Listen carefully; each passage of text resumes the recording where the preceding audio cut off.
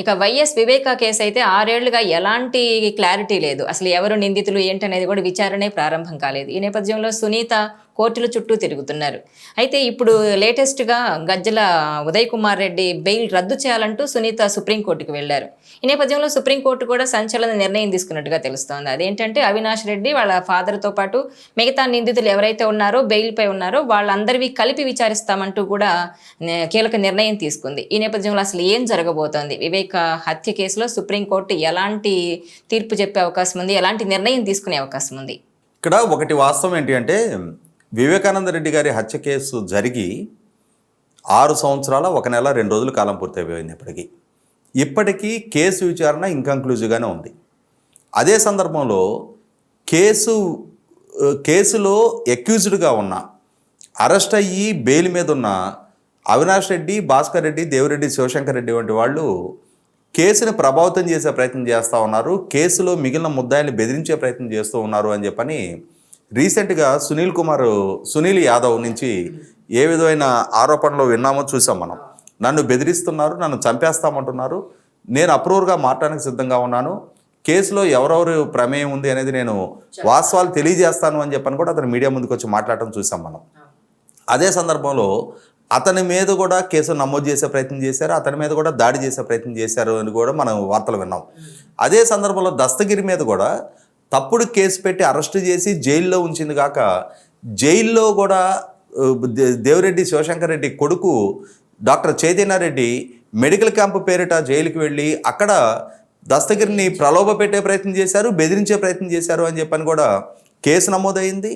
ఆ కేసులో ఇవాళ అక్కడ జైలర్ కూడా అక్యూజ్డ్గా ఉన్నాడు. అతన్ని క్రమశిక్షణా చర్యల మీద అతన్ని జైలు బాధ్యత నుంచి కూడా తప్పించడం జరిగింది. అదే సందర్భంలో చైతన్యారెడ్డి మీద కూడా విచారణ జరుగుతూ ఉంది. అంటే ఇక్కడ చాలా స్పష్టంగా కండిషన్ బెయిల్ మీద ఉండి కేసుని ప్రభావితం చేసే ప్రయత్నం చేస్తున్నారనేది నిర్ధారణ అవుతున్న నేపథ్యంలో డాక్టర్ సునీత గారు వీళ్ళందరి బెయిల్ రద్దు చేయమని చెప్పని ఇవాళ సుప్రీంకోర్టుని అప్రోచ్ అవ్వడం జరిగింది. ఇక్కడ సునీత గారు పదే సుప్రీంకోర్టుని అప్రోచ్ అయ్యి ఆంధ్రప్రదేశ్ రాష్ట్ర పరిధిలో సిబిఐ విచారణకు ప్రతిబంధకాలు కల్పిస్తున్నారనేది స్పష్టమైన సాక్ష్యాధారాలతో సుప్రీంకోర్టు దగ్గర ఎస్టాబ్లిష్ చేసిన నేపథ్యంలోనే విచారణ ఆంధ్రప్రదేశ్ రాష్ట్ర పరిధి నుంచి తెలంగాణకు బదిలీ చేయడం జరిగింది. సిబిఐ కూడా సునీత గారి అభిప్రాయంతో ఏకీభవిస్తూ సుప్రీంకోర్టుకు అదే విధమైన అఫిడవిట్ ఇవ్వడం జరిగింది. నిజంగానే జగన్మోహన్ రెడ్డి గారి పాలనా హయాంలో మమ్మల్ని విచారణ చేసుకోనివ్వకుండా ప్రతిబంధకాలు సృష్టిస్తున్నారు, మమ్మల్ని బెదిరిస్తున్నారు, మా మీద కేసు నమోదు చేస్తున్నారని కూడా సిబిఐ సుప్రీంకోర్టు దృష్టికి తీసుకొచ్చిన నేపథ్యంలోనే ఇవాళ విచారణ వేరే రాష్ట్రానికి బదిలీ చేయడం జరిగింది. ఇటువంటి నేపథ్యంలోనే సునీత గారు స్పష్టమైన సాక్ష్యాధారాలతోటి వీళ్ళందరి బెయిల్ రద్దు చేయమని చెప్పని ఇవాళ సుప్రీంకోర్టు దృష్టికి తీసుకొచ్చిన నేపథ్యంలో గజ్జల ఉదయ్ కుమార్ రెడ్డే సహజ మరణంగా చిత్రీకరించే ప్రయత్నం చేశారు. సాక్ష్యాధారాలు చెరిపిన విషయంలో కీలక వ్యక్తి అని చెప్పని ఇవాళ సుప్రీంకోర్టు దృష్టికి తీసుకొచ్చిన నేపథ్యంలోనే గతంలోనే డాక్టర్ సునీత గారి అభ్యర్థన మేరకు నమోదై ఉన్న కేసుల్లో అవినాష్ రెడ్డి బెయిల్ రద్దు చేయాలని చెప్పని ఇక్కడ సుప్రీంకోర్టు కూడా పరిగణలోకి తీసుకోవాల్సిన ఒక కీలకమైన అంశం ఏంటి అంటే అవినాష్ రెడ్డికి బెయిల్ వచ్చిన తీరు. గతంలో తెలంగాణ హైకోర్టు అవినాష్ రెడ్డికి ఇచ్చిన బెయిల్ని దృష్టిలో పెట్టుకుని సుప్రీంకోర్టు అట్రాషియస్ అనే కామెంట్ చేయడం జరిగింది. అంటే గౌరవ హైకోర్టు ఏ అంశాలని పరిగణలోకి తీసుకోకుండా మేనేజ్ చేయబడి బెయిల్ ఇచ్చినట్టుగా సుప్రీంకోర్టు భావనకు రావడం జరిగింది. అటువంటప్పుడు సుప్రీంకోర్టుకు అభిప్రాయం కలిగినప్పుడు ఆ బెయిల్ ఇచ్చిన తీరు పట్ల ఆక్షేపణ ఉన్నప్పుడు ఎప్పుడూ అవినాష్ రెడ్డి బెయిల్ రద్దు చేసి ఉండాల్సింది.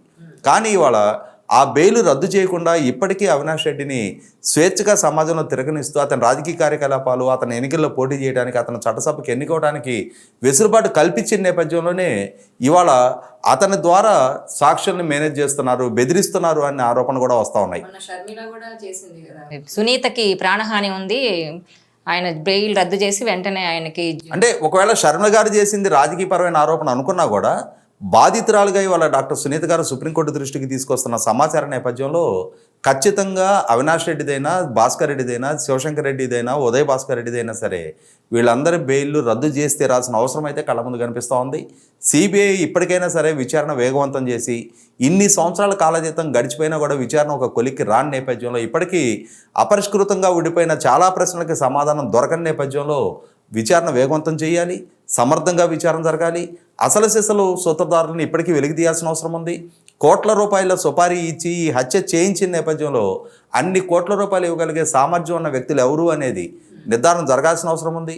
దస్తగిరి దగ్గర నుంచి సిబిఐ ఇప్పటికే 72 లక్షల రూపాయలు రికవర్ చేసుకొని ఉన్న నేపథ్యంలో కోట్ల రూపాయలు చేతులు మారినట్టుగా నిర్ధారణ అవుతున్న సందర్భంగా ఇన్కమ్ ట్యాక్స్ అండ్ ఈడీ కూడా ఎంటర్ అయ్యి ఇన్ని కోట్ల రూపాయలు నగదు చలామణి చేసిన వ్యక్తులు ఎవరు, వాళ్ళకున్న సోర్సెస్ ఏంటనేది కూడా నిగ్గుదేల్చాల్సిన అవసరం ఉందనేది వాస్తవం. ఈ వీడియో మీకు నచ్చినట్లయితే please share, like and subscribe